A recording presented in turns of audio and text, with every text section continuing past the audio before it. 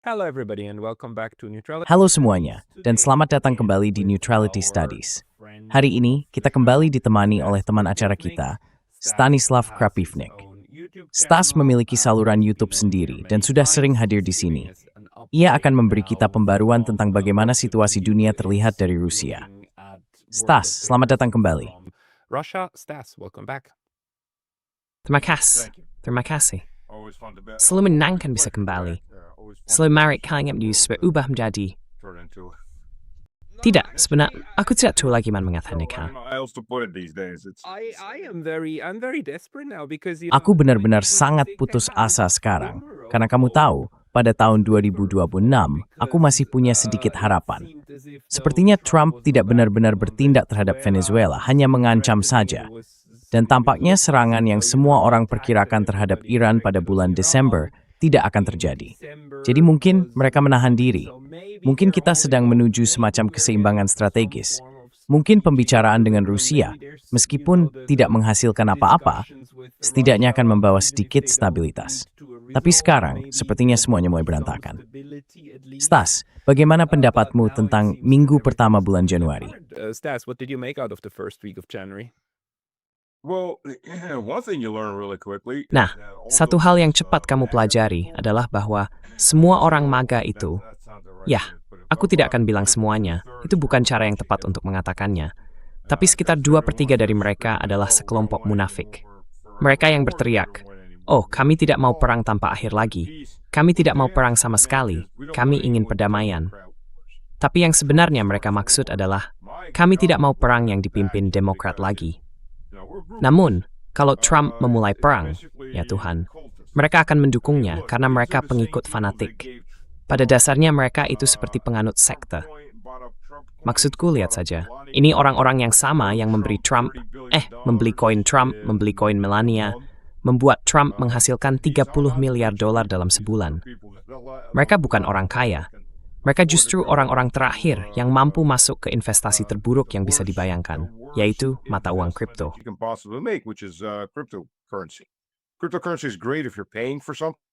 Mata uang kripto itu bagus kalau kamu menggunakannya untuk membayar sesuatu. Ia punya fungsi transisi, fungsi transaksi. Tapi sebagai investasi nilai, itu tidak ada gunanya. Kamu tahu seseorang mengucapkan sesuatu, lalu nilainya naik, kemudian turun lagi. Tidak ada dasar sama sekali tentang bagaimana pergerakannya, kemana arahnya, atau mengapa itu terjadi. Dan orang-orang berinvestasi karena kamu tahu, Trump bilang, "Hey, ini koin saya."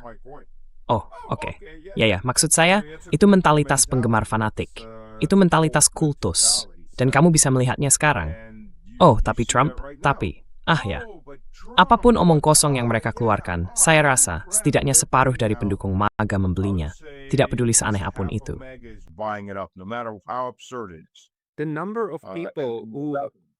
Jumlah orang yang sekarang mengatakan, kamu tahu intervensi itu dan jangan menipu diri sendiri. Ini adalah penculikan dan agresi militer terhadap Venezuela, hampir mencapai ambang perang yang sebenarnya. 80 orang tewas di Venezuela, dan presidennya diculik. Dan ada orang yang berkata, "Oh tidak, tapi dia pantas mendapatkannya. Dia memang orang jahat." Jika kamu belum pernah tinggal di Venezuela, jika kamu bukan salah satu dari mereka yang harus melarikan diri, kamu tidak punya hak untuk mengatakan apapun. Jadi diam saja. Bagus, dia sudah pergi. Dan sekarang kita akan punya kedamaian di Venezuela.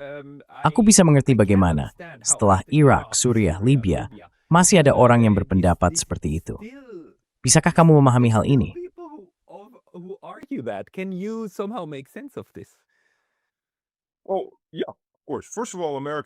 Ya, tentu saja.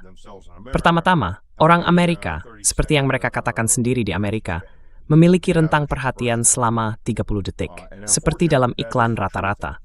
Dan sayangnya, itu benar. Sebagian besar dari mereka tidak bisa menemukan Venezuela di peta. Saya jamin itu. Kamu tahu ada survei dari National Geographic yang dilakukan sekitar 10 tahun lalu untuk usia 18 hingga 25 tahun. Dan hasilnya menunjukkan bahwa hampir 1/4 orang Amerika berusia 18 hingga 25 tahun tidak bisa menemukan Amerika di peta. Kamu tidak bisa menemukan negaramu sendiri di peta. Tapi sekali lagi, kamu berhadapan dengan populasi yang antara melek huruf total dan sebagian hanya 53% dari jumlah penduduk. is 53% of the population. We're not talking immigrants. We're talking, native population. Kita tidak sedang membicarakan para imigran. Kita sedang membicarakan penduduk asli. Separuh dari mereka tidak bisa membaca, atau hampir tidak bisa membaca sama sekali. Mereka tidak membaca, titik, dengan kata lain. Jika kemampuan membaca seseorang setara dengan tingkat kelas 2 atau 3 di Amerika, yang kira-kira setara dengan kelas 1 di Rusia, itu berarti mereka mungkin tidak banyak membaca buku. Mereka mungkin tidak membaca hal-hal membosankan dan rumit dengan tanggal, nama, tren, dan entah apa lagi, peta misalnya. Jadi, apapun yang Trump katakan, atau apapun yang media sampaikan, itulah berita terbaru hari itu. Bacalah Slitman 984 yang kebanyakan dari mereka pun tidak membacanya. Jadi mereka tidak akan tahu apa-apa tentang hal itu.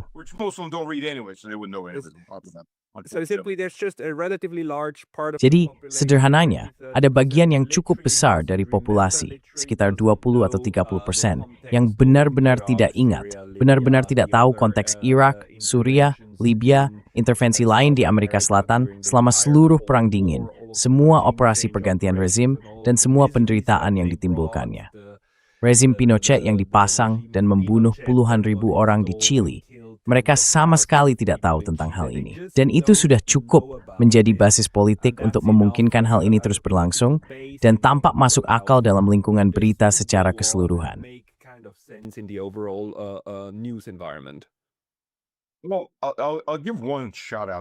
Baiklah, saya akan memberikan satu pujian kepada Pinochet yang memang pantas, sebenarnya dua pujian. Dari semua pemerintahan yang didukung oleh AS, Pinochet mungkin yang paling tidak buruk. Karena seperti yang ia katakan, tujuan saya adalah jika setiap orang Chile mampu membeli rumah dan mobil, mereka tidak akan pernah menjadi komunis. Mereka tidak akan pernah menjadi Marxis. Dan ia benar-benar berusaha ke arah itu. Ia berhasil menstabilkan ekonomi, dan ia meninggalkan kekuasaan secara sukarela, tanpa perang saudara, tanpa revolusi. Itu pengecualian. Karena sebagian besar orang yang didukung oleh AS bukanlah nasionalis. Orang itu, Pinochet, sebenarnya seorang nasionalis. Ia berusaha membuat kehidupan menjadi lebih baik.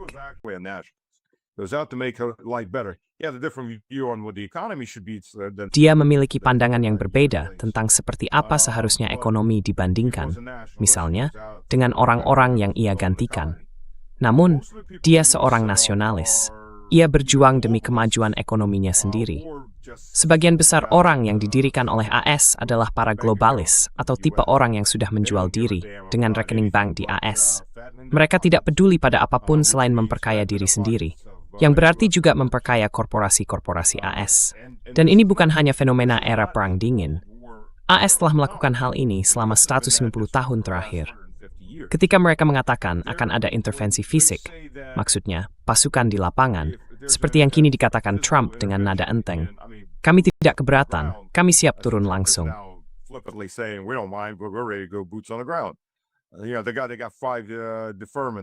Kau tahu, mereka mendapat 5 penundaan wajib militer dari Vietnam, seperti biasa. Selalu saja orang-orang yang tidak pernah bertugas yang paling senang mengirim anak-anak orang lain ke semacam tempat pembantaian. Bukan anak mereka sendiri.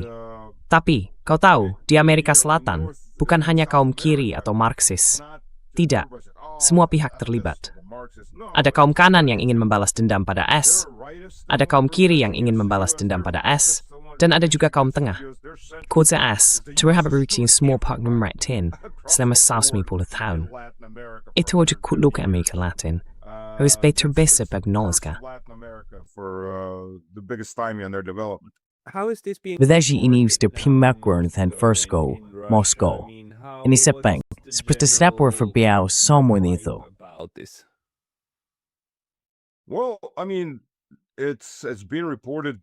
Maksud saya, diberitakan bahwa Maduro telah diculik. Saya tidak akan mengatakan ditangkap. Diculik agak lebih tepat. Dia telah diculik. Ada perang. Maksud saya, Trump bisa saja mengatakan, kamu tahu cerita dari mantan wakil, Narko Marco, bisa mengatakan bahwa kita tidak sedang berperang. Tapi kamu sedang berperang. Kamu telah menyerang sebuah negara. Kamu memblokade mereka. Itu sudah merupakan tindakan perang. Blokade finansial adalah tindakan perang. Kamu menyerang negara itu.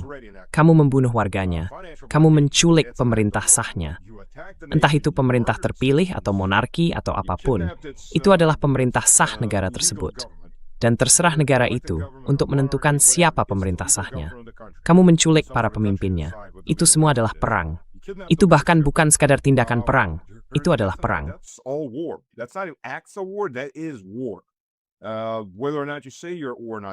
Apakah kamu menyebutnya perang atau tidak? Kabar terbaru sampai kemarin adalah mereka menuntut upeti.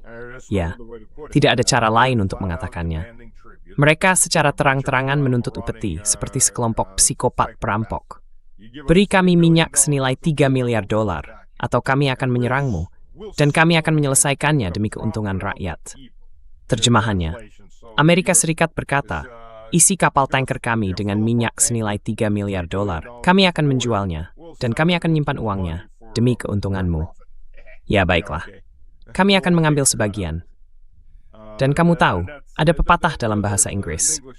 Masalah dengan membayar Danegeld bukanlah apa yang kamu lakukan terhadap bangsa Den, karena bangsa Den akan selalu datang kembali untuk meminta lebih banyak emas. Dan orang Amerika punya nafsu untuk mencuri segala sesuatu yang tidak dipaku di negara manapun yang tidak melawan. Mereka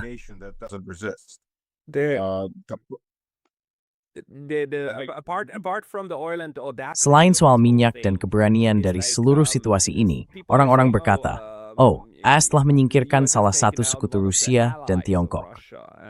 Apakah ada alasan untuk percaya bahwa Venezuela memiliki arti strategis bagi Rusia dan seharusnya dianggap sebagai sekutu, bukan sekadar mitra dagang?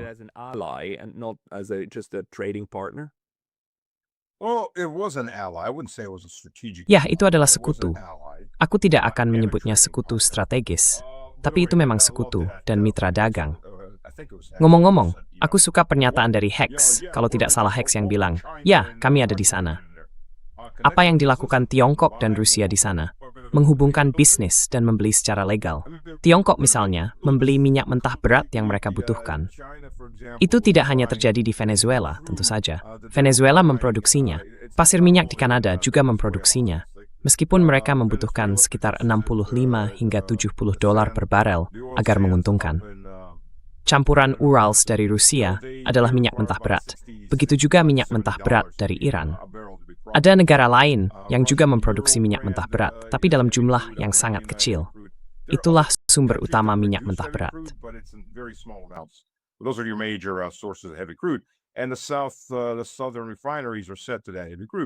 Dan kilang-kilang di selatan disiapkan untuk minyak mentah berat itu, karena dulu mereka mendapatkannya dari Venezuela.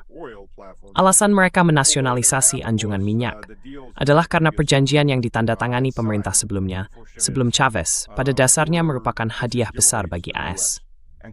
Dan mengingat bahwa pemerintahan Yeltsin menandatangani jenis perjanjian yang persis sama dengan Exxon, omong-omong, dan perusahaan lain seperti Shell, di Sakhalin, Rusia tahu seperti apa perjanjian semacam itu. Jadi, perjanjian yang dipaksakan Exxon, Chevron, dan Mitsubishi kepada Yeltsin, atau yang mereka belinya, adalah bahwa di Sakhalin 1 mereka akan berinvestasi 1 miliar dolar dan tidak perlu membayar pajak sampai mendapatkan kembali nilai investasinya.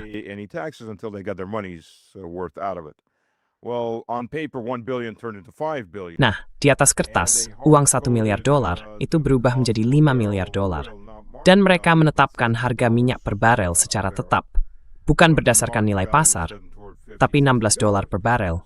Padahal nilai pasar saat itu sedang menuju 50 atau 60 dolar. Jadi pada dasarnya, mereka bisa memompa minyak dalam jumlah besar sebelum harus membayar 1 sen pun pajak. Dengan Chevron, ketika Putin berkuasa, dia tidak ingin menakuti semua orang dengan menasionalisasi apapun secara langsung. Jadi yang mereka lakukan dengan Chevron terlebih dahulu, karena Putin itu seorang pengacara, tahu kan, adalah memanfaatkan klausul kecil di mana Chevron telah menandatangani kepatuhan terhadap undang-undang lingkungan. Tapi Chevron tidak peduli, karena sebelumnya itu adalah pemerintahan Yeltsin.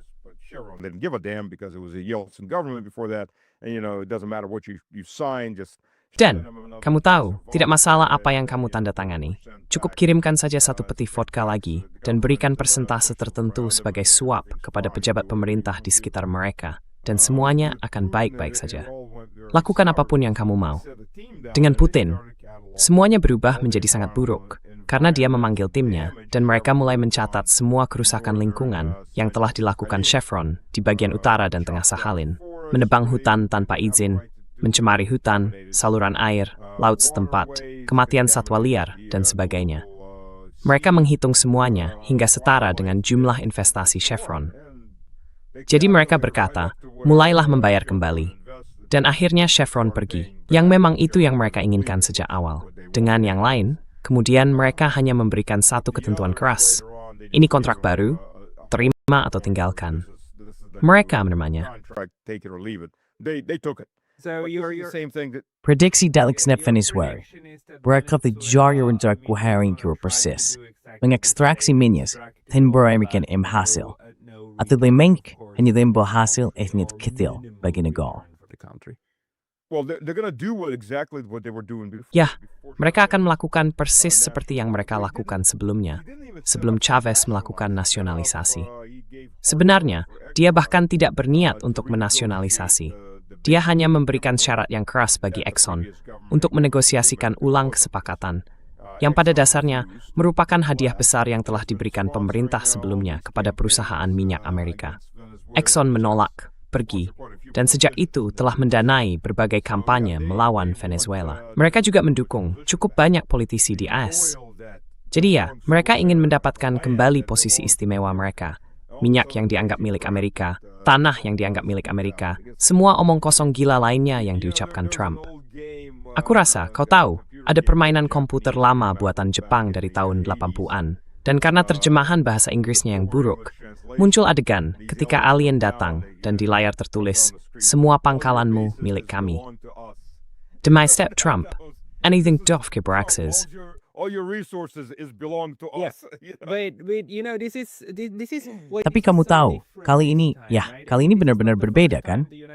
Maksudku, ini bukan pertama kalinya Amerika Serikat menggulingkan pemerintahan di Amerika Latin dengan kekuatan militer. Ini bukan pertama kalinya hal seperti ini terjadi. Mereka sudah melakukannya di Timur Tengah, puluhan kali. Mereka melakukannya selama Perang Dingin, bahkan di Eropa, bahkan di Asia Tenggara, kan? Yang baru adalah mereka bahkan tidak berusaha lagi memakai sarung tangan beludru kemanusiaan. Hal yang baru adalah mereka langsung masuk dan berkata, ini milik kami, titik, diam atau mati. Selain itu, sekarang mereka melakukannya dalam skala yang berbeda. Mereka sudah mengancam Iran, mereka mengancam Kuba, bahkan ada kapal tanker minyak Rusia yang disita. Aku belum membaca beritanya, tapi mungkin kamu bisa menjelaskannya padaku.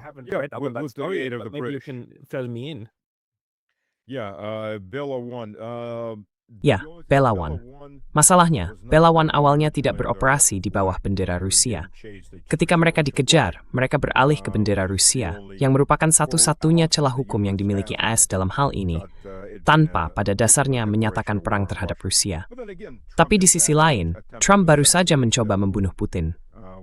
Apakah Trump tahu tentang hal itu, atau tidak, adalah pertanyaan lain. Tapi pemerintahan Trump melakukannya. 91 drone itu, pihak Rusia tidak mengatakan di mana Vladimir Vladimirovich berada saat itu. Namun media barat melaporkan bahwa ia berada di kediamannya di Oblast Novgorod, menunggu untuk melanjutkan negosiasi telepon dengan Trump. Itu memang kebiasaan Trump. Prosedur operasional standarnya, menjebak seseorang, lalu mencoba menyingkirkannya, alih-alih berbicara langsung.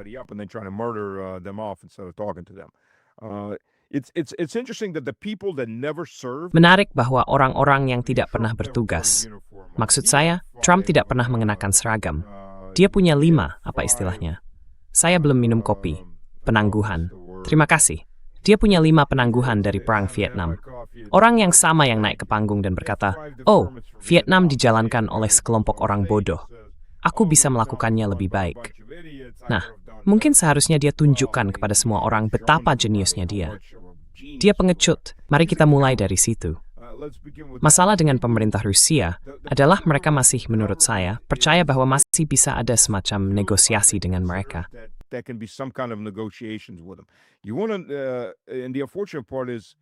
Dan bagian yang disayangkan adalah Rusia sedang melakukan segalanya, mungkin tanpa sengaja, tetapi melakukan semua hal yang akan mengarah pada Perang Dunia III.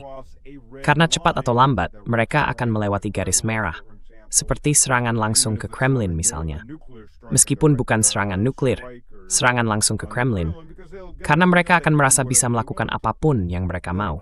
Dan kemudian Kremlin akan dipaksa untuk menghancurkan Rusia dengan menghancurkan pemerintahnya sendiri, atau setidaknya melancarkan serangan besar terhadap Barat dan Amerika, karena mereka telah berusaha menghindari eskalasi dengan AS. AS tidak mengerti. Pemerintah tidak mampu memahami apapun selain pukulan di wajah. Sayangnya, itulah jenis orang yang berkuasa sekarang, dan itulah juga jenis orang yang berkuasa sebelumnya. I mean, it's absolutely incredible to me that really Maksud saya, sungguh luar biasa bagi saya bahwa AS dan Eropa dalam langkah yang begitu seirama tampak dengan sukarela berlari menuju Perang Dunia Ketiga, melanggar setiap norma hubungan internasional yang ada, lalu bahkan berbalik dan mencemoohnya melalui liputan media yang mereka berikan. Maksud saya, gila rasanya bahwa kita sudah sampai pada titik di mana mereka menculik presiden yang sedang menjabat dan melancarkan serangan-serangan ini. Dan ini hanyalah bagian dari rangkaian panjang peristiwa. Mereka secara terbuka mengatakan, ya, Iran akan menjadi target berikutnya. Semuanya sudah siap, dan kami akan melakukannya. Dan siapapun yang tidak sejalan dianggap sebagai pihak jahat, dan kami akan menindasmu juga. Dan Eropa, omong-omong, kalian harus menyerahkan Greenland kepada kami. Suka atau tidak suka, itu akan menjadi kenyataan. Dan orang-orang Eropa saat ini sedang berdebat apakah mereka harus bertepuk tangan atau sedikit memprotes. Itulah diskusi yang sedang terjadi di Eropa. protest slightly. That's the discussion in Europe. Well, from certain sources I've heard. Ya, kamu tahu, dari beberapa sumber, aku dengar Islandia adalah yang berikutnya dalam daftar. Ini sama sekali tidak ada hubungannya dengan keamanan. Mari kita mulai dari situ. AS sudah memiliki pangkalan di Greenland sejak tahun 1950-an, dan mereka punya sebanyak yang mereka mau. Orang Denmark jelas tidak akan mengatakan apa-apa, apalagi kalau mereka mendapat bayaran sewa dari situ. AS punya senjata nuklir, punya stasiun radar, mereka melakukan apapun yang mereka mau di Greenland. Tapi mereka tidak mendapatkan sumber dayanya. Greenland punya banyak minyak lepas pantai. Mari kita mulai dari situ. Ditambah banyak sumber daya di pulau itu sendiri. Sayangnya, sebagian besar sumber daya itu, secara realistis, berada jauh di bawah tanah. Sekarang, teknologi mutakhir Rusia yang sedang diuji di Kepulauan Kuril memungkinkan ekstraksi unsur tanah jarang dan logam tertentu dalam bentuk gas, langsung dari gas yang keluar dari ventilasi gunung berapi.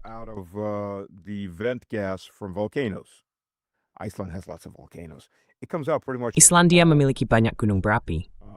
Hampir semuanya mengeluarkan material dari mantel bumi, dan di dalamnya terdapat unsur-unsur langka yang telah mencair, unsur tanah jarang. Jadi ada sisi menarik di situ juga. Jika Anda memiliki gunung berapi, Anda bisa mulai mengekstraksi menggunakan teknologi Rusia itu. Teknologi tersebut sudah terbukti berhasil.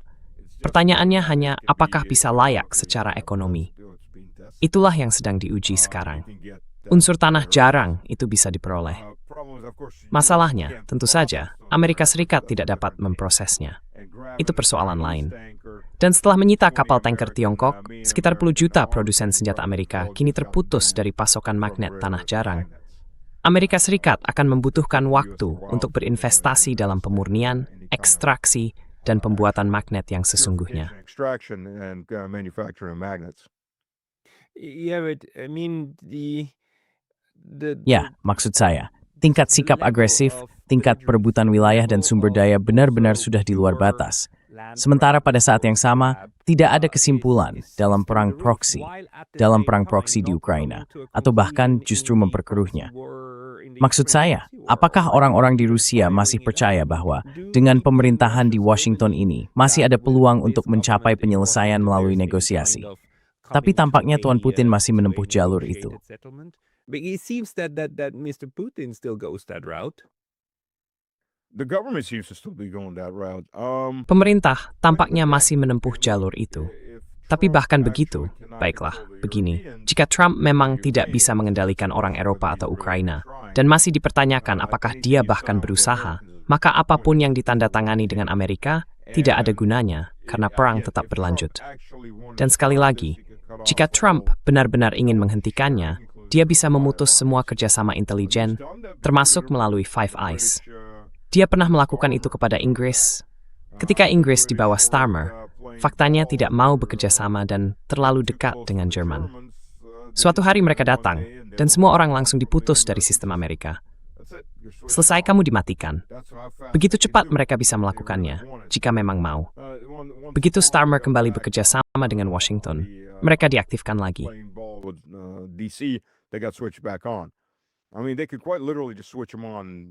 Maksud saya, mereka secara harfiah bisa menyalakan dan mematikan dukungan itu kapan saja. Mereka bisa menghentikan berbagi intelijen.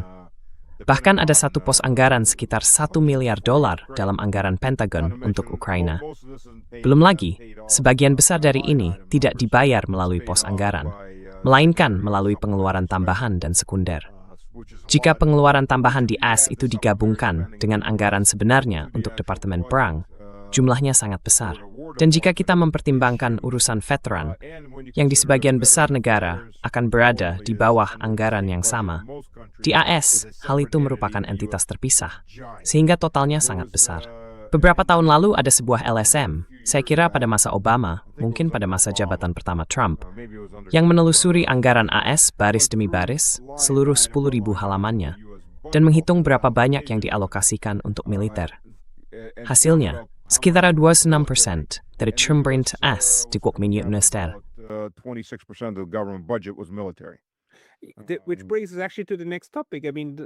Sebenarnya, itu membawa kita ke topik berikutnya. Maksud saya, Trump baru saja mengumumkan anggaran militer sebesar $1,5 triliun AS. Dia menaikkannya dari 1 menjadi 1,5. Saya benar-benar tidak tahu harus berkata apa. Itu sama sekali tidak masuk akal. Mereka tidak berada di bawah ancaman apapun.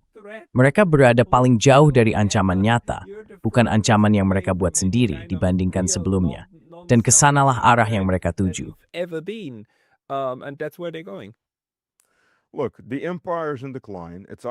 Lihat, kekaisaran sedang mengalami kemunduran. Itu jelas bagi semua orang. Proses dedolarisasi tidak melakukan apapun selain mempercepatnya. Dolar tidak berharga. Maksud saya, lihat, dolar prioritas utama dari sistem perbankan swasta yang disebut Federal Reserve. Dan sebagian besar orang Amerika bahkan tidak tahu bahwa mereka berada di bawah sistem perbankan swasta, bukan sistem pemerintah, adalah untuk mempertahankan kekuatan dolar. Nah, daya beli dolar dibandingkan dengan status tahun yang lalu hanya sekitar 1% atau 2%. Saya pikir mereka gagal. Bagaimana menurutmu? Saya rasa mereka benar-benar gagal total dalam misi kecil itu. Sebagian besar perusahaan, dan mereka adalah perusahaan yang bekerja untuk pemerintah, jika dipikir-pikir, sudah akan dipecat sekarang, dan bonus mereka sudah ditarik kembali.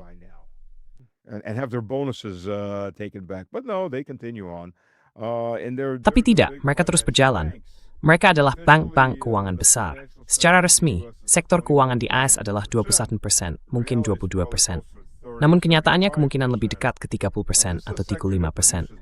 Dan ini adalah sektor yang tidak menghasilkan apapun. Keuangan besar adalah kebalikan dari industri. Itulah pekerjaan mereka. Mereka menjarah industri dan menghancurkannya demi mendapatkan bonus, demi uang tunai di tangan. Bandingkan dengan bank kecil di sebuah desa yang berinvestasi di desa itu karena para pemiliknya tinggal di sana. Mereka berinvestasi dalam bisnis lokal. Keuangan besar saat tidak peduli denganmu atau kota kecilmu. Mereka akan mengharammu hanya uangnya. Itulah dilakukan oleh keuangan yang besar.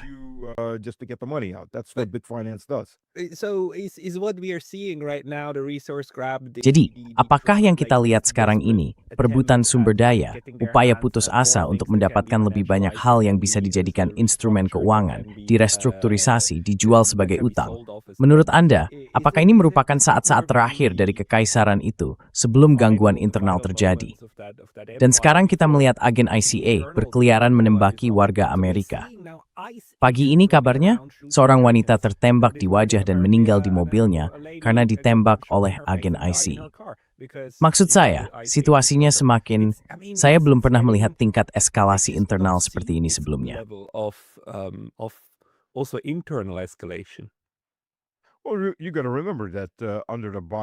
Nah, kamu harus ingat bahwa di bawah pemerintahan Biden, mereka mengerahkan sekitar 800 atau 900 agen IRS, mungkin bahkan lebih banyak. Ini adalah agen IRS bersenjata yang katanya akan berkeliaran menembak orang yang tidak membayar pajak mereka. Ya, bukan polisi yang biasanya melaksanakan surat perintah penggeledahan atau penangkapan, tapi agen IRS bersenjata. Jadi, sepertinya sekarang IRS punya tim SWAT sendiri yang akan masuk, menggerebek rumahmu, dan mengambil celana dalam terakhirmu karena kamu tidak membayar pajak, dan mungkin menembakmu mati di tempat. Kamu tahu, kebanyakan orang Amerika, karena kebanyakan orang Amerika tidak pernah membaca sejarah. Dan akhir-akhir ini aku rasa kebanyakan orang Eropa juga tidak membaca sejarah. Itu semua datang dari kemerosotan kemampuan mental di dunia barat.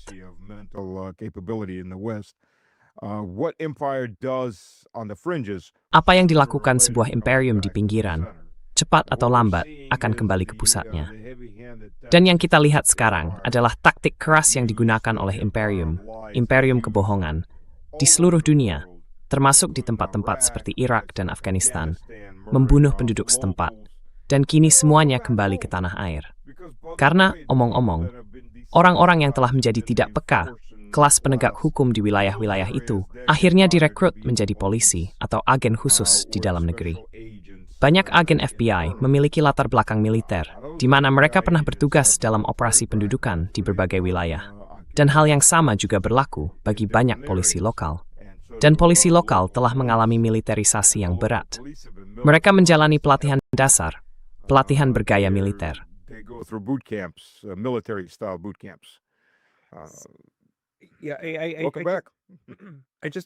Kita akan kembali. Saya hanya ingin bertanya, karena terkadang kita juga punya kecenderungan untuk melebih-lebihkan sesuatu, bukan? Apapun yang sedang ramai diberitakan terasa seperti hal terbesar yang pernah ada, dan semua hal lain seolah memudar ke latar belakang. Jadi kita cenderung berkata, oke, ini luar biasa. Tapi kali ini, bagi saya rasanya benar-benar seperti ada tingkat eskalasi umum yang baru. Cara segala sesuatunya berjalan, cara sistem-sistem ini akan menghancurkan diri sendiri. Karena tampaknya tidak ada lagi penista pemikiris kepanjang di balik semua ini.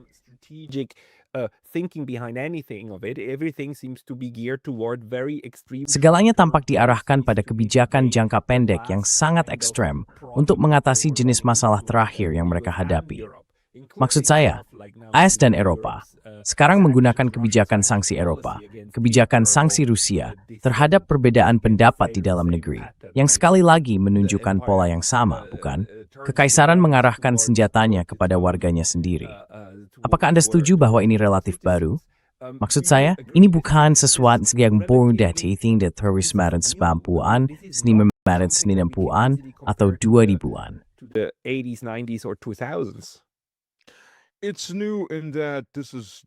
Ini baru dalam arti bahwa ini hanya baru untuk iterasi kekaisaran yang sekarang. Benar. Sayangnya, ini bukan hal baru dalam sejarah. Ini terus berulang. Dan mengatakan, oh, ini demokrasi republik, tidak mungkin menjadi kekaisaran, adalah kebohongan. Secara realistis, tidak ada republik konstitusional di AS. Ini pemerintahan satu orang. Memang, orang itu tidak dinobatkan sebagai kaisar, tetapi dia tampaknya menganggap dirinya demikian. Dan memang, yang baru mungkin dipilih oleh kekuasaan, oligarki yang berada di belakangnya. Tapi ada, kamu tahu, aku seorang monarkis. Dan ada alasan mengapa aku seorang monarkis. Kamu akan terkejut. Kamu akan terkejut bahwa di kalangan intelektual di Rusia, aku mungkin akan mengatakan mayoritas adalah monarkis. Dan ada alasan yang sangat baik untuk monarki.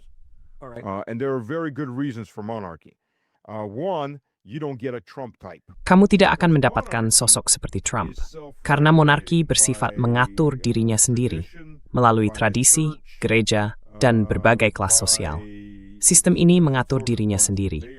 Ini adalah sistem yang diwariskan, di mana setiap generasi membangunnya lebih jauh, sehingga kamu bisa melakukan perencanaan ekonomi jangka panjang, sesuatu yang tidak bisa dilakukan di Barat. Lihat, ketika kamu berbicara tentang perencanaan ekonomi jangka panjang untuk proyek besar apapun, kamu melihat ROI selama 10, 15, 20, bahkan 30 tahun. Ketika ada sistem kepresidenan yang dipilih ulang setiap 4 tahun, mungkin 2 kali, mereka tidak punya insentif untuk melakukan perencanaan atau investasi jangka panjang, karena mereka tidak akan mendapat pengakuan atas hasilnya. Mengapa aku harus memberikan pujian kepada orang berikutnya? Dan orang berikutnya itu mungkin bahkan bukan dari partaiku. Yeah, but this is the main problem of like trying Ya, to tapi combine inilah masalah utama ketika mencoba menggabungkan demokrasi dengan kapitalisme murni yang dingin dan tanpa belas kasihan. Saat itulah muncul campuran yang menyingkirkan segala bentuk pemikiran jangka panjang. Jika kamu menggabungkannya dengan semacam sosialisme pasar, ditambah gagasan tentang bangsa atau rakyat, maka kamu akan mendapatkan orang-orang yang setidaknya berusaha memiliki proyek tertentu dan mengelolanya. Tapi itu bukan yang kita miliki sekarang. Kita memiliki bentuk kapitalisme besar yang agresif, yang akan menggerogoti segalanya, tanpa memedulikan konsekuensi jangka menengah atau panjang. Tampaknya kita sedang berada di tengah-tengahnya, karena para pemilik modal besar di Amerika Serikat, termasuk Elon Musk dan sebagainya mendukungnya. Mereka yang membiayainya. They're paying for it. Well, look, we've been told how this Baik, works. begini. Kita sudah diberitahu bagaimana sistem ini bekerja. Republik. 2000 tahun yang lalu sudah dijelaskan bagaimana semuanya berfungsi. 3 bentuk pemerintahan terburuk adalah populisme, oligarki, dan tirani. Ketiganya tidak muncul dalam monarki konstitusional. Mereka juga tidak muncul dalam monarki pada umumnya. Tirani selalu muncul dari rakyat. Itulah kenyataannya, pertama-tama. Dan biasanya, cara kerjanya adalah rakyat memiliki kekuasaan, yang kemudian dengan cepat berubah menjadi para oligark yang memegang kekuasaan. Lalu, cepat atau lambat, muncul seorang populis yang berkata, "Aku akan membebaskan kalian dari para oligark. Berikan aku kekuasaan, aku akan membebaskan kalian." I will free you from the oligarchs. Give me the power. I will free you. And he becomes a tyrant. Dan dia menjadi seorang tiran yang hanya ada untuk memperkaya dirinya sendiri dengan mengorbankan rakyat. Itulah sebabnya, omong-omong, mereka mulai mendatangkan banyak orang asing yang tidak ada hubungannya dengan kalian. Karena jika mereka membawa orang-orang dari negara yang sangat miskin, para pendatang itu akan setia kepada pemerintah yang mendatangkan mereka. Bukan kepada warga negara, bukan kepada negaranya, tetapi kepada pemerintah. Meskipun standar dalam pemerintahan dan perekonomian kalian menurun, bagi para pendatang itu, keadaan di sini tetap lebih baik daripada tempat asal mereka. Mereka akan tetap setia kepada pemerintah. Sementara warga negara berkata, "Tunggu dulu, bukankah kalian menjanjikan hal lain?" Wait a minute. Didn't you promise something else? At which point you get the butt end of a rifle in your teeth. Pada titik itu, kamu akan mendapat popor senapan di gigimu, dan kamu berkata, "Oh, oke, paham." Dan itulah masalah dengan jenis pemerintahan seperti itu. Maksudku, aku seorang monarkis konstitusional. Dan hal lain tentang monarki, ada sebuah video menarik, aku rasa masih ada di daftar putarku. Sebuah video di mana para ekonom membahas secara historis perbedaan antara monarki dan republik. Monarki, semakin besar keterlibatan rakyat dalam pemerintahan, semakin banyak orang yang memilih, atau semakin besar sisi parlemen atau legislatifnya, maka semakin tinggi pajakmu, semakin besar pelanggaran terhadap hak asasi manusia, dan semakin totaliter pemerintahan itu menjadi.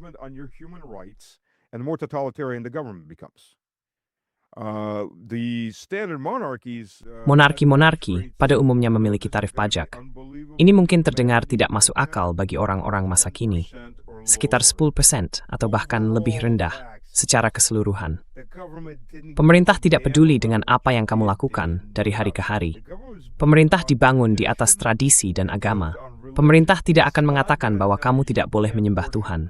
Pemerintah tidak akan berkata, "Oh, jangan lakukan ini," atau "jangan lakukan itu." Karena itulah dasar dari legitimasi pemerintah. Sekarang, semakin banyak orang yang terlibat dalam pemerintahan itu, mereka memiliki staf, proyek-proyek kesayangan, birokrasi yang terus berkembang, dan semua itu membutuhkan uang. Selain itu, mereka juga harus menunjukkan semacam gerakan. Oh, apa yang dilakukan badan legislatif untuk menunjukkan gerakan?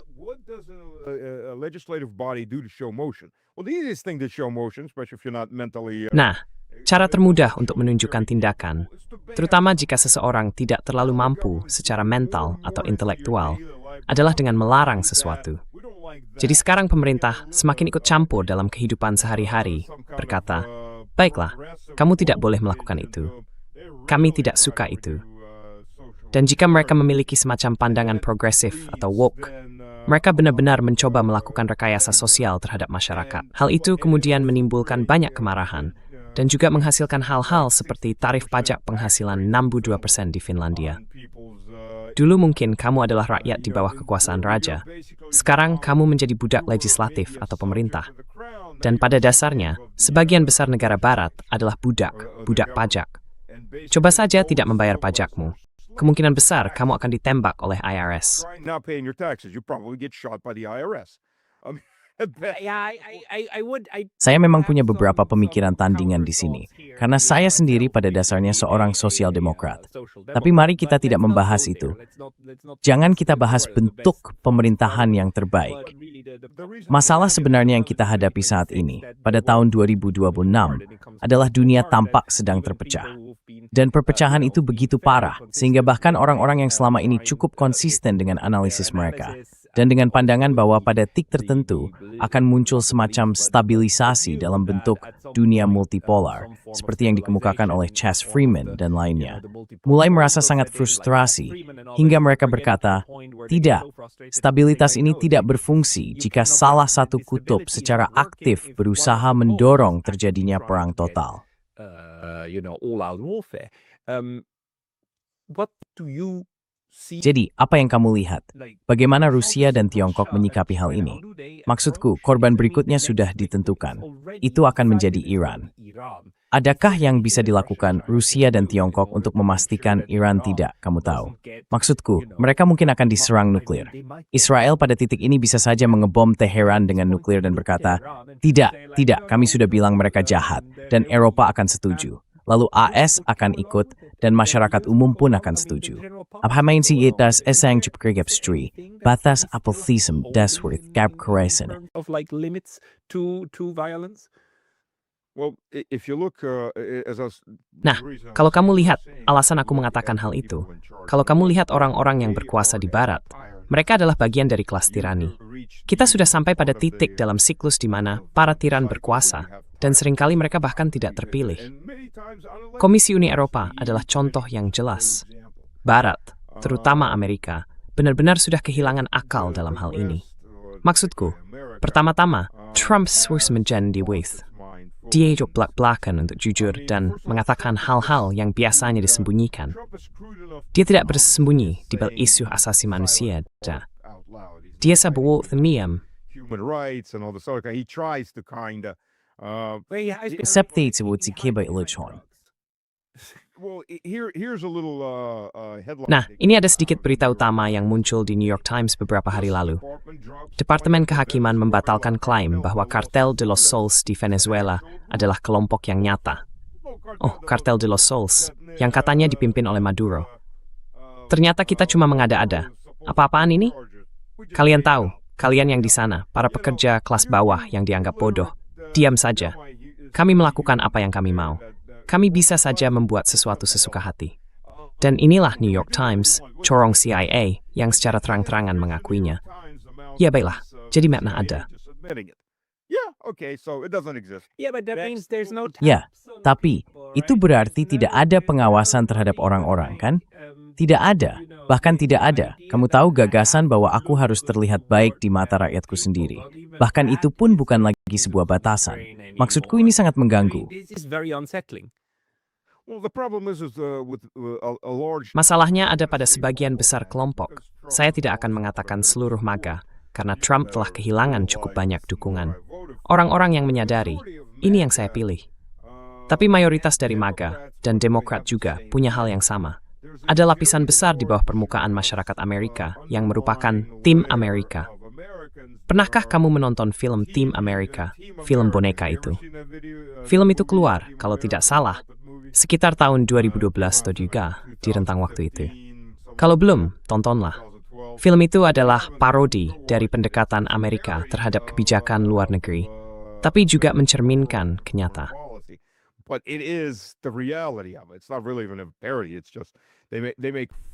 Itu sebenarnya bukan parodi.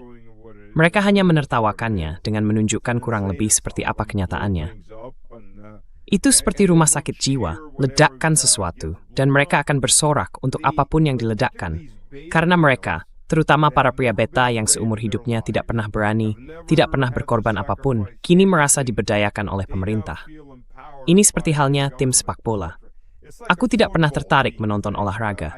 Itu memang membosankan banget. Amesema melakukan Kenya at sepeza demosis temito samai. Yeah. Sports team, it's the same mentality. Yeah, but It's the same group thing. Isi sementara berpikir betul sama. Ngayon itu membuat kita berada di sebuah dan dalam satu kebatasan, tapi bisa dipikirkan dalam pemburu kekerasan tetap nil. Bagaimana Rusia akan melihat masing? At this time, There are limits. Russia. Baik, Rusia mengirim kapal selam. Kapal selam Fortune 500 itu tidak melakukan apapun. Saya jamin, kalau kapal selam itu mengeluarkan ancaman lewat radio, seperti kalau tim Amerika itu mendarat di kapal tanker itu, kami akan menenggelamkan kapal perusakmu. Dan mereka benar-benar menenggelamkan kapal perusak itu, semuanya akan langsung berhenti seketika. Akan ada kepanikan di Washington. Kamu yakin? Kepanikan langsung di Washington. Sudah pasti. Are you sure? Instant panic and watch. Absolutely. Are you sure they wouldn't send a missile? apakah kamu yakin mereka tidak akan mengirimkan rudal langsung ke Moskow? Jika mereka mengirimkan rudal langsung ke Moskow, mereka semua akan mati. Ya, tapi sepertinya mereka berpikir itu tidak akan terjadi. Mereka tampaknya menganggap ini tidak masalah. Apa namanya? Dominasi eskalasi. DS rupanya. The US apparently. There is a limit. If they sent a nuclear Ada batasnya. Jika mereka mengirimkan senjata nuklir, mereka tahu akan mendapat balasan nuklir. Bahkan, mereka akan mendapat balasan nuklir otomatis, karena Moskow bisa dimusnahkan, dan dalam waktu sekitar 30 menit semua mulai mati, karena Moskow memiliki dead hand, sistem otomatis itu. Dead hand adalah rudal balistik yang terbang melintasi Rusia, mengirimkan kode perintah untuk meluncurkan semua senjata ke Amerika dan Eropa. Semua orang mati. Selesai. Itu sudah bisa dilakukan. Tahap sembuhan Rusia di berbagai beliau, di Joe Nedekals, di rel, tidak mungkin memungkinkan. Nanti mana men, belum lagi tahap selamat. They're everywhere. Not to mention submarines. Look, one Russian submarine can turn the US into Lihat, satu kapal selam Rusia saja bisa mengubah Amerika Serikat menjadi ekonomi abad pertengahan. Dua kapal selam Rusia bisa membuat sebagian besar wilayah Amerika Serikat tidak layak huni selama beberapa ratus tahun ke depan, setidaknya secara realistis. Itulah kekuatan kapal penjelajah nuklir yang membawa hulu ledak balistik nuklir. Belum lagi, bahkan kapal selam Rusia yang lebih kecil pun membawa rudal hipersonik Zircon yang masih bisa dipasangi hulu ledak nuklir taktis. Hanya saja, hulu ledak nuklir taktis Rusia berkekuatan 75 kiloton, setara dengan 2 bom Hiroshima. Maksud saya, itu hulu ledak nuklir taktis yang sangat besar. Dan itulah intinya. Itulah satu-satunya hal yang membuat Washington tetap waras saat ini, dalam bentuk apapun. Itu saja. Now, Eddie, may tahu di top 24 kita cuma cucu ini. Ya, alasan dia toward ya, that means the tanah. That's hopeful. Elon Musk is going to do what with his money when Apa yang akan dilakukan Elon Musk dengan uangnya ketika tidak ada lagi Amerika dan tidak ada lagi Eropa? Apa gunanya itu? Maksud saya, ambil contoh Macron. Ada laporan, tentu saja dengan biaya pemerintah, bahwa ia sedang membangun bunker mewah, sekitar 10.000 meter persegi. Jadi dia akan punya pelayan di sana. Nah, hal yang menarik adalah, mengapa mereka mau melayanimu? Tentu, kamu bisa memaksa orang untuk melayanimu dengan ancaman. Kalau tidak, kami tidak akan membiarkanmu masuk ke bunker. Tapi begitu perang nuklir terjadi dan mereka sudah di dalam bunker, kamu menjadi parasit. Mereka mengambil alih, membunuhmu, dan menjalankan bunker itu. Itulah intinya. Kamu tidak lagi dibutuhkan sebagai miliarder yang sudah bukan miliarder lagi, karena seluruh kekayaanmu telah lenyap dalam kehancuran nuklir.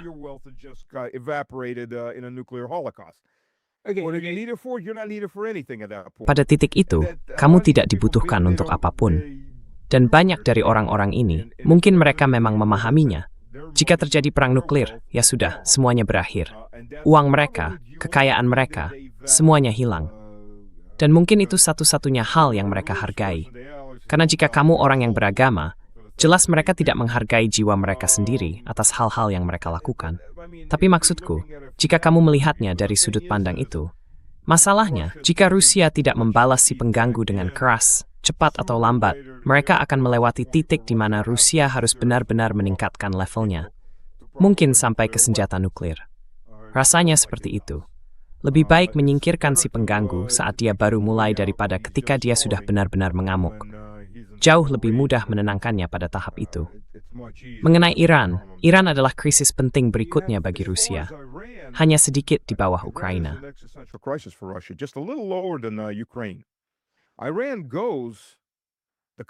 Jika Iran jatuh, maka Kaukasus jatuh, Asia Tengah jatuh, dan Amerika Serikat secara terang-terangan mengatakan hal itu. Mereka akan bergerak langsung ke perut Rusia dan berusaha mengoyak isi perut Rusia melalui Kazakhstan, melalui Georgia. Itu akan menjadi revolusi demi revolusi. Jadi tidak mungkin Rusia akan membiarkan Iran jatuh. Memang Israel bisa saja mengebom Iran dengan nuklir, tetapi Israel tidak akan ada lagi, karena Iran memiliki cukup banyak rudal balistik berat untuk melenyapkan seluruh wilayah kecil itu. Dan selain itu, mereka juga akan menghancurkan pembangkit listrik tenaga nuklir yang berada di tengah Israel, yang akan mencemari sebagian besar negara itu hingga tak bisa dihuni. Israel akan musnah. Iran mungkin tidak memiliki senjata nuklir, tetapi ia memiliki cukup banyak senjata konvensional untuk memastikan kehancuran bersama.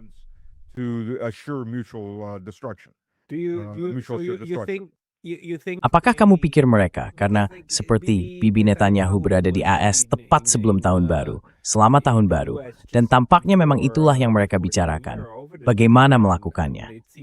Dan mereka pasti akan melakukan serangan diam-diam lagi, bukan?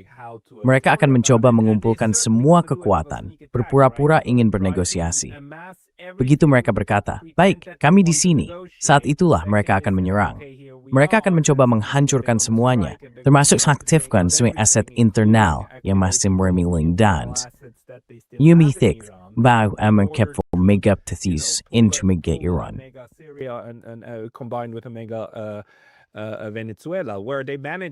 Venezuela, di mana mereka berhasil melumpuhkan seluruh sistem pertahanan militer Venezuela, semuanya melalui suap dan berbagai cara lainnya. Namun faktanya, tidak satu pun dari pasukan yang menyingkirkan Maduro tewas. Tidak ada korban sama sekali. Itu adalah keberhasilan besar. Jika hal itu bisa diulangi di Iran, maka ya, maksud saya, setidaknya dari sudut pandang megalomania pemerintahan Trump, saya percaya mereka akan berpikir bahwa mereka bisa melakukannya.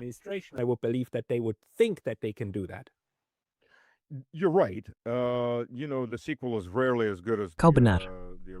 Kau tahu, sequel jarang sebagus yang asli. Secara kasar, mereka sudah menghabiskan segalanya ketika melakukan apa yang mereka lakukan. Mereka membunuh banyak orang.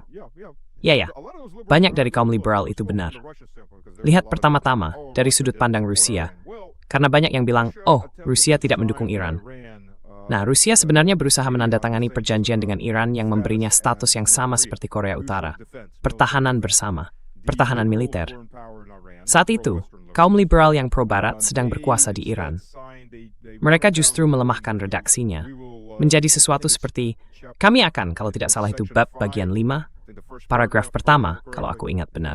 Sudah lama sejak aku membaca dokumen itu. Kami akan berjuang melawan ancaman regional bersama, apapun maksudnya.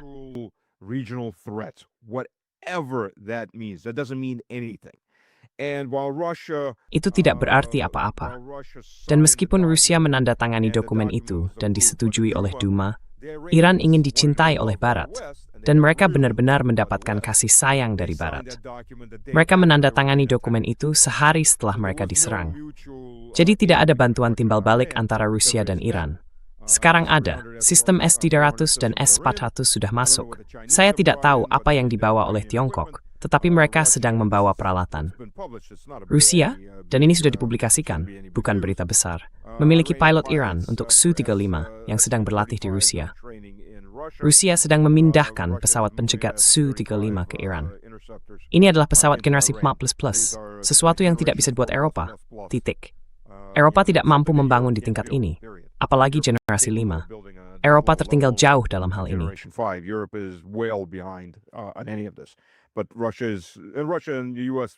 Namun Rusia, AS, dan Tiongkok semuanya sedang mengembangkan pesawat tempur generasi ke-6. Eropa tidak bisa membangun pesawat tempur generasi ke-5 atau sesuatu yang mendekatinya. Mereka bahkan belum memiliki model yang berfungsi. Jadi ini saja sudah lebih dari cukup untuk menandingi F-35, yang sebagian besar hanyalah rongsokan terbang. Intinya, pertahanan Iran sedang dibangun kembali. dan Iran telah meningkatkan produksinya.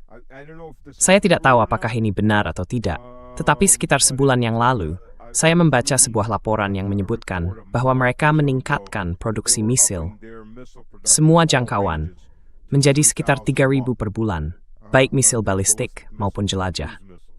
Itu sudah lebih dari cukup untuk melampaui apapun yang dimiliki AS, Inggris, atau Israel dalam hal misil anti-pesawat untuk mencoba menembak jatuhnya. Ya, itu ing small mitha mestrix dan tidak bisa dinong tepatnen kau. Montis tenghili, and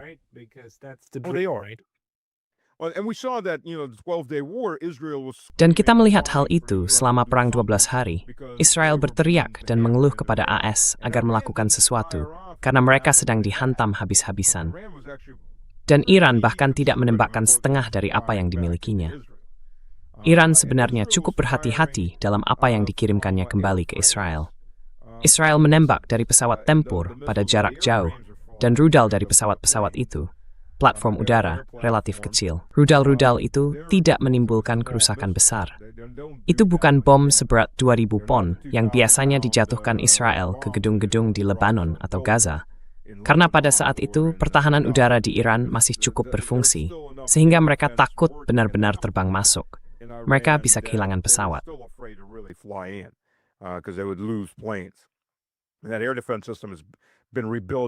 Sistem pertahanan udara itu telah dibangun kembali, diperkuat, dan ditingkatkan. Dan sekarang, Rusia dan Iran memiliki hubungan yang sangat erat, karena sebagian besar kaum liberal kehilangan kekuasaan. Iran menangkap orang-orang yang bertanggung jawab. Banyak di antara mereka telah dieksekusi.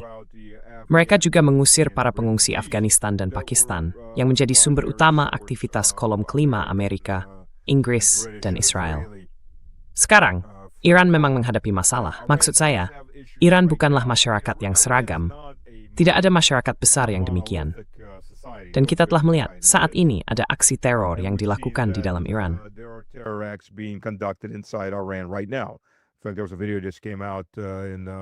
Ada sebuah video yang baru saja muncul dari salah satu kota di Bakiristan, sepertinya itu nama provinsinya, di mana kepala polisi dibunuh oleh sekelompok militan jihad Islam, yang biasanya beraliran Sunni, namun kali ini beroperasi di Iran yang beraliran Syiah. Jadi memang ada masalah, dan Israel telah mendukung kelompok teroris tersebut selama beberapa dekade. Begitu juga dengan Amerika Serikat, kalau boleh jujur. Jadi ya, ada masalah, tetapi isim mereka menggulingkan pemerintah. Faktanya, bahkan kaum liberal pun mendukung pemerintah. Karena ketika kamu dibom secara membabi bu, kamu tiba-tiba dari siapa musuhmu yang sebenarnya.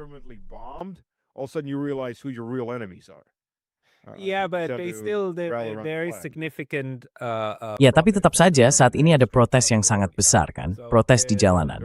Memang ada.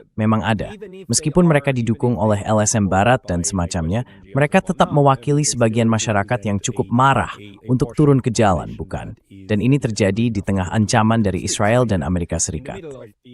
Bagaimanapun, maaf kalau terdengar pesimis.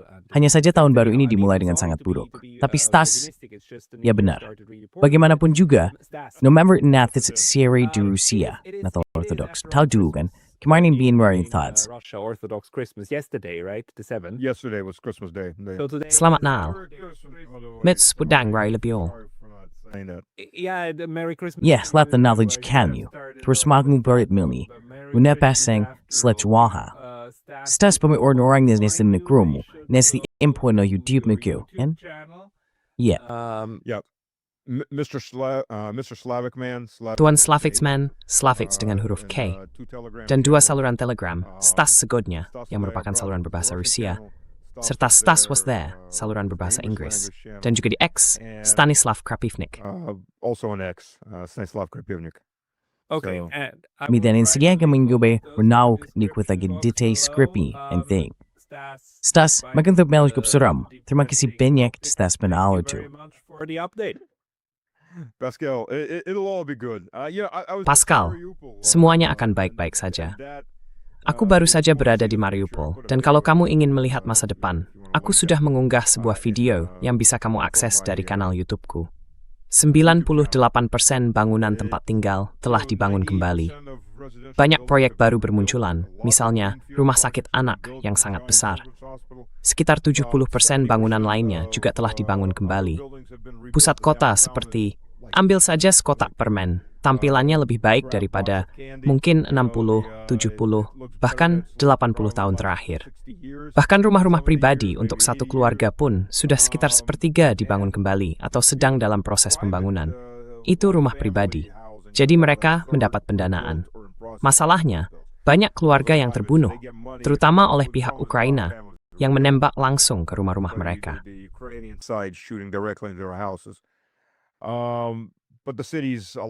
Tapi kota itu hidup.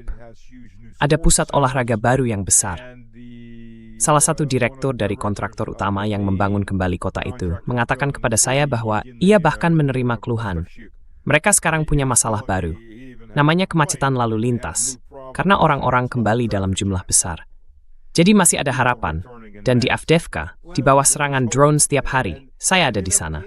Kami melihat drone terbang di atas kepala, satu ditembak jatuh di jalan sebelah. Lalu datang drone yang bentuknya seperti pesawat. Terjadi baku tembak selama sekitar 15 menit saat mereka dijatuhkan.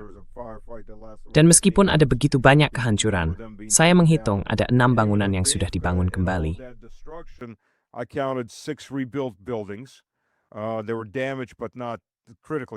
Bangunan-bangunan itu rusak, tapi tidak parah. Jadi mereka menutup lubang-lubangnya, membangun kembali bagian dalamnya, dan orang-orang pun kembali tinggal di sana. 3 atau 4 bangunan lainnya sedang dalam tahap rekonstruksi. Itulah sebabnya ada penerbangan setiap hari. Dan ada satu bangunan baru yang baru saja mulai dibangun dari pondasinya. Bangunan 6 lantai, sepanjang 100 meter, yang benar-benar baru. Mereka sedang menyelesaikan pemasangan jendela dan balkon di sisi kiri. Sisanya sudah siap. Dan mereka sedang mengerjakan bagian dalamnya. Itulah mengapa serangan drone harian terus terjadi. Tapi masih ada harapan. Masih ada harapan. Semuanya akan dibangun kembali. There must be peace after war. Hai sedepan damai, Mr. Brang. Aku harap kewijim cepat langsung dan bimbang ketelurannya. Sukses selalu dan selamat Natal. Much peace and Merry Christmas. Merry Christmas. Gamut.